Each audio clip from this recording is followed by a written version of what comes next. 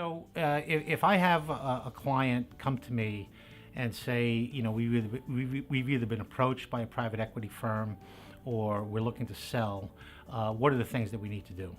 So the first thing would be to sort of get your financial house in order, to tighten up the financial statements. We know that the buyer is going to do due diligence. They're going to want to see audited financial statements.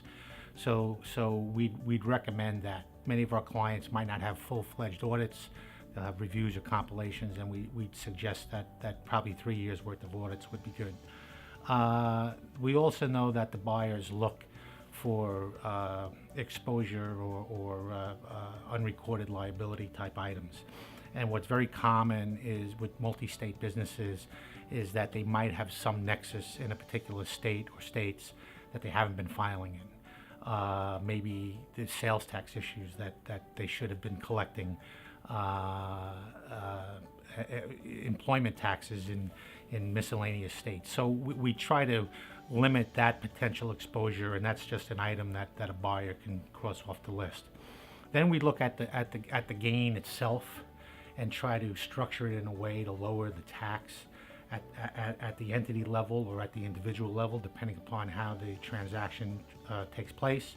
And then when there's a liquidity event for a business, it's the perfect time for estate planning, where we could transfer some shares at a discounted value prior to the sale, get money into family members, because now, I mean, the closely held business, it's probably their most significant asset, and it hasn't been liquid, and now it's the first time it is liquid, and you can do a lot of things with that.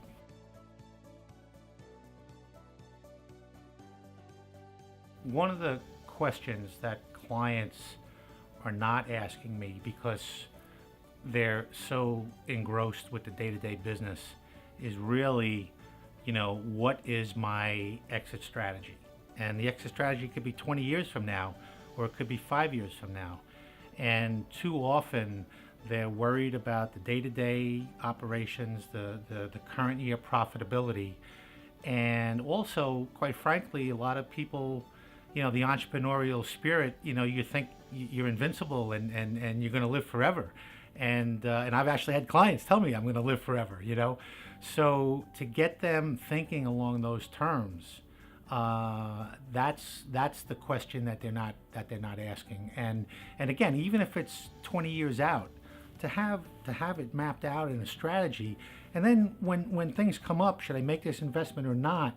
Hey, does it meet that strategy? Is it consistent with where we're looking to go? I think that's very helpful.